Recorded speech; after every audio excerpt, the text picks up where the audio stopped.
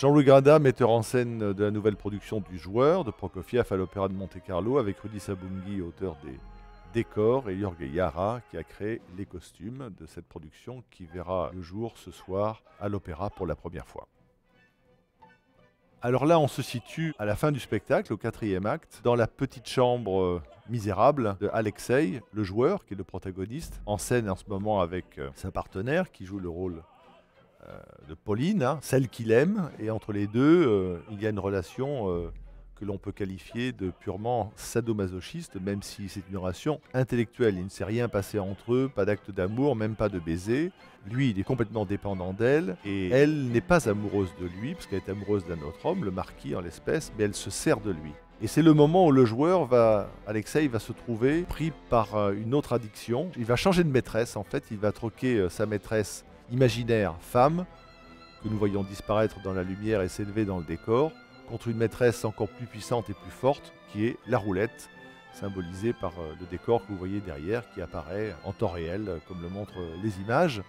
Et petit à petit, l'idée dramaturgique qui a mené à cette transformation, à ce changement à vue, c'est que nous souhaitions déréaliser le plus possible le passage à l'acte du joueur, et que pour bien montrer sa folie, il devienne lui-même, c'était l'idée de départ, il devienne lui-même la bille que le croupier lance sur la roulette, et ainsi il maîtrisera sa chance parce qu'il va s'arrêter sur le numéro, sur la couleur qu'il souhaite, celle qu'il a jouée.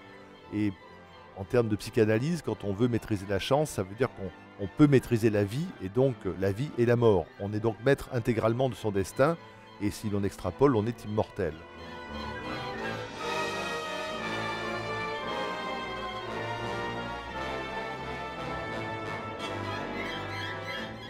Voilà, alors maintenant, nous sommes en plein cœur du drame. C'est la scène la plus forte de tout l'opéra, parce que c'est un déchaînement musical. Il y a ce décor immense qui arrive, impressionnant. Il y a cette lumière rouge, et il y a aussi cette musique qui est une vraie folie. Et en même temps, il va y avoir, au cours de ce tableau, de cet acte, il va y avoir une vingtaine de rôles qui interviennent les uns après les autres. Des petits rôles qui n'ont parfois que 2 phrases à chanter, mais qui font que tout ça est d'une complexité et d'une force absolument incroyable. Dans quelques instants, le croupier va dire les jeux sont faits, et Alexei va se lancer dans la partie en décidant de miser toute sa fortune sur le rouge.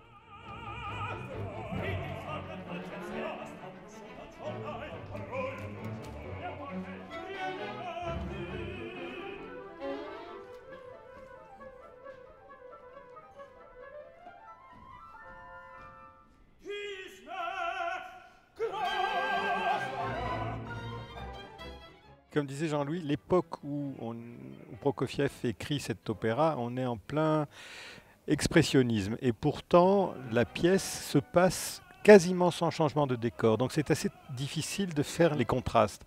Et ces contrastes, il a fallu les fabriquer. Donc les fabriquer à partir d'un supposé décor unique.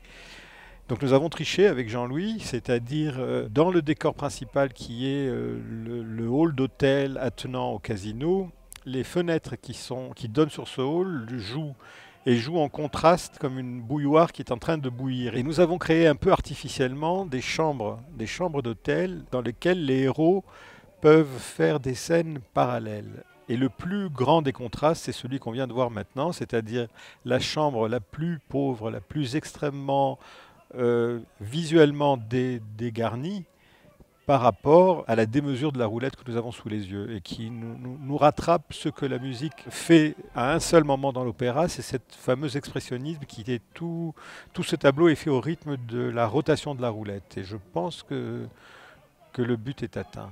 Oui, le but est atteint parce que c'est un effet de surprise très fort, puisque ce qu'on a vu derrière à travers des portes-fenêtres avec des tailles normales de roulettes et des joueurs qui se déplacent derrière ces fenêtres dans un monde qui n'est pas réel, quasiment au ralenti.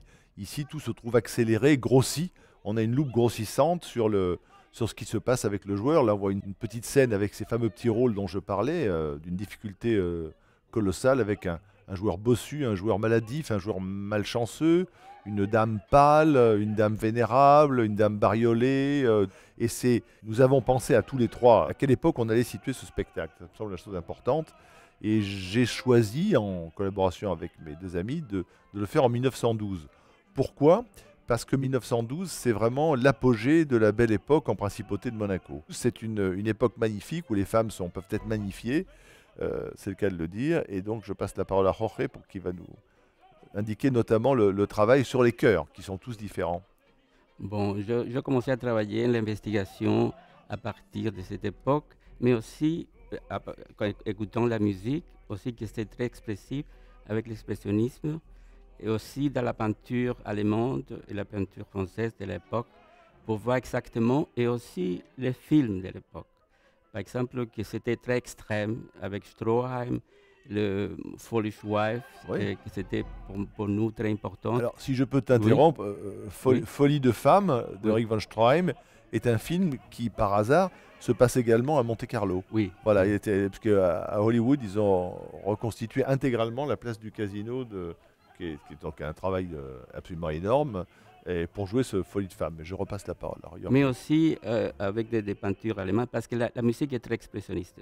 Ça veut dire qu'il faut exagérer un peu pour accentuer, pour que vivent ensemble avec la musique, parce que très subtil ne fonctionne pas. La musique est un peu agressive comme ça, et l'expressionnisme aussi, et surtout l'expressionnisme allemand. Mais moi, je vois un autre peintre. Je vois Kies van Dongen. Et Kies van Dongen oui, a aussi, habité. Et tu sais oui. qu'il a habité Monaco. Ici, près d'ici, oui. Mais van Dongen, surtout la dame comme Ouais, ci, ouais. comme ça, je trouve, c'est vraiment. Ah oui, c'est tout à c'est fait avec vraiment les un lèvres tableau. rouges comme Oui, ça, oui, épaisses et oui, tout ça, oui. oui. Tout à fait. Oui. Et est-ce que ça veut dire que ce travail sur l'expressionnisme que tu proposes, est-ce que c'est aussi par le maquillage ? Oui, bien sûr, parce qu'il faut de quelque manière exagérer tout. Aussi, je fais des investigations dans la caricature de cette époque. Et je trouve que bon, c'était un peu difficile de mettre ça en réalité, parce qu'aujourd'hui, on ne connaît pas comment se mettre un chapeau, on ne connaît pas cette exagération théâtrale. Et c'était un peu compliqué pour arriver des choses simples. Et c'était pour moi le travail le plus difficile. Ah Pas oui. de faire la création, c'était ici avec tous nos collaborateurs, de comment mettre un chapeau. D'une chose simple, mais difficile. Mais je crois que tout le monde est très content. Et on est arrivé. Manifestement, ça marche d'ailleurs. Oui, mais Ouais. ça, c'est la chose pour moi, une surprise de reconnaître ça. C'est vrai que finalement, on joue de moins en moins Il y a des adaptations contemporaines des œuvres et on joue de plus en plus dans les théâtres. Oui. Des oui. choses contemporaines. Et tout ça se perd, Ça oui. se perd un peu le Ça savoir-faire ouais, ouais, de ça. Parfois, il y a des équipes très professionnelles dans les maisons d'opéra ou dans des théâtres, mais c'est vrai que parfois, on peut perdre un peu ce Il y a plusieurs années que tu me disais, en commençant ton mandat ici, ça serait bien de faire le joueur un jour. Ah, c'est vrai. Et j'ai réfléchi, enfin rêvé à ça avant qu'on y arrive. Donc du coup, j'ai même oublié ça.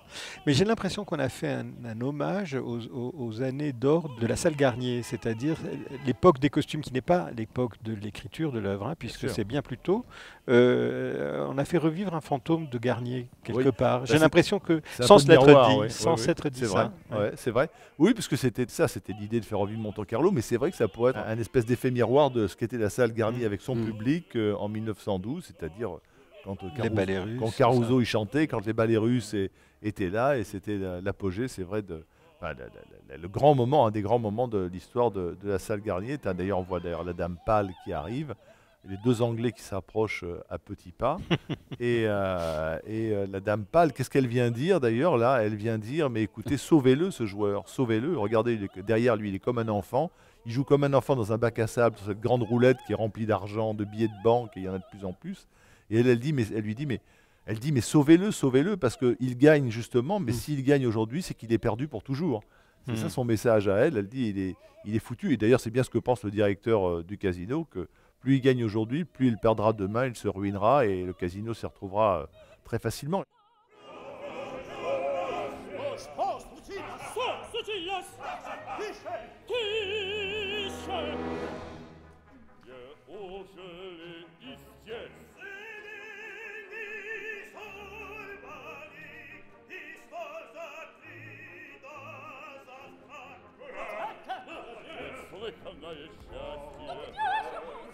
Voilà, alors là on a après les 3 roulettes, Rudy, qu'est-ce qu'on voit ? ce qu'on appelle le 30-40. Et c'était très difficile à transposer parce qu'avec cette énorme roulette, le 30-40 est en fait un jeu de cartes. Donc pour se rapprocher de ça et ne pas oublier la roulette, on a trouvé ce système de cœur, de pique, de noir et de blanc pour le raconter.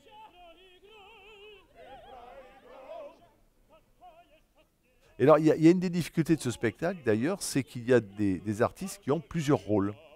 Et donc, alors moi, j'aimerais bien poser la question à Jorge, comment on fait pour que des artistes dans un théâtre de dimension réduite comme le nôtre, où les spectateurs sont vraiment le nez sur scène, un type se ressemble, qu'il soit dans un costume du premier acte ou du deuxième acte. Oui, surtout des perruques, des barbes, des ventres. Là, celui qui chante là, avec les chaussures rouges, là, il joue le joueur, il joue le rôle du joueur fougueux. Oui. Mais en fait, pendant le premier et le deuxième acte, il a joué le rôle du prince Nilski. Et donc, il est, à part sa voix que l'on peut reconnaître, physiquement, il est méconnaissable dans Nilski. Ah, mais moi, tu me dis, je découvre ça. Ah ben non, c'est Nilski, oui.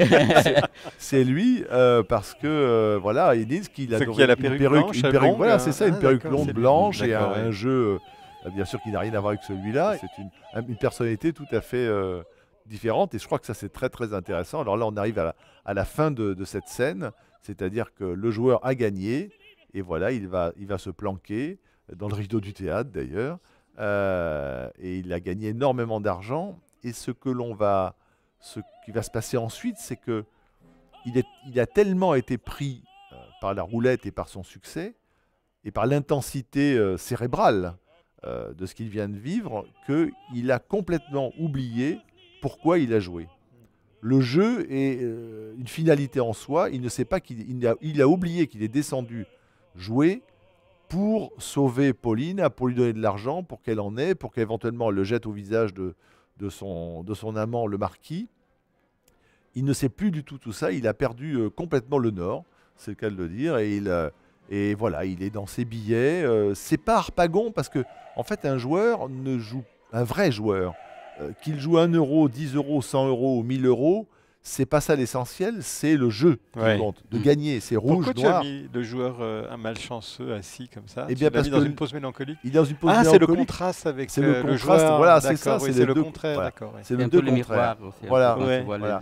Il est là, le joueur malheureux. Lui, à chaque fois qu'il a misé, il a perdu. Voilà, donc il le dit, il le répète, et là, alors que tout le monde chante sauf lui, il est là, il médite ses échecs répétitifs, mais il continuera de jouer, parce qu'il est pris, et notre joueur également, parce que la dernière réplique qu'il dira du spectacle, c'est après l'ultime scène avec Pauline, où il va d'abord complètement oublier qu'elle est dans sa chambre, et puis il va la voir, et Pauline va lui jeter son argent au visage, parce qu'elle ne veut pas être achetée comme elle le fut par le passé, par le marquis. Elle n'est pas une prostituée. Oui, mais c'est elle quand même qui demande. C'est ça qui me. C'est très ambigu, c'est un rôle très ambigu, parce qu'elle demande à s'en sortir, mais en même temps, elle ne veut pas s'en sortir. Donc, elle va lui jeter de l'argent au visage. Lui, il va lui dire, je vous donne de l'argent. Voilà. Et tu es à moi maintenant. Donc, il fait quasiment un acte d'achat. Et après ça, il va se retrouver tout seul. Et il va se consoler très vite, parce qu'il va se dire... Pauline, mais pourquoi tu pars? Mais instantanément, il va dire, mais quand même, c'est incroyable, on est tombé 30 fois d'affilée sur le rouge. Et sa vie est mangée dorénavant par la roulette, par le jeu, et le décor que l'on voit redescendre, ici, avec Pauline qui attend le retour d'Alexei, le décor remontera à la fin du spectacle, et le joueur va se retrouver tout seul, sans personne, dans cette salle vide, et la roulette qui l'attend comme une nouvelle maîtresse.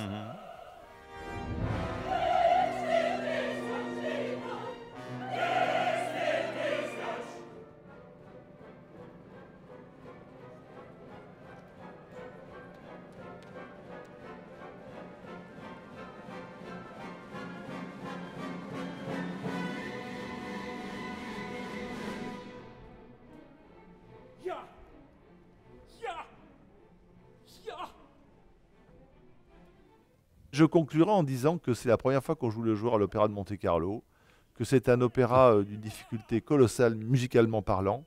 C'est également un opéra très difficile à interpréter, à mettre en scène. C'est des enjeux exceptionnellement difficiles, notamment pour le rôle du ténor, Alexei, qui est quasiment tout le temps en scène et tout le temps sur une émotion d'une très grande force. Donc c'est un rôle qui demande une dépense d'énergie colossale.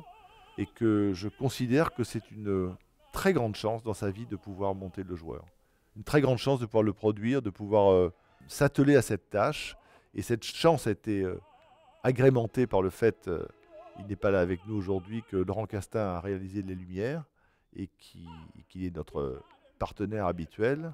Mais aussi, je dirais qu'en plus d'une distribution fantastique, et là vous avez Oksana Dika qui joue Pauline et Micha Didik qui joue Alexei, ça ne peut pas être une réussite sans un très grand chef d'orchestre, c'est qui est le cas ici avec Mikhail Tatarnikov, qui est un jeune chef d'orchestre russe de Saint-Pétersbourg et qui est tout à fait, il est plus qu'à la hauteur de la situation.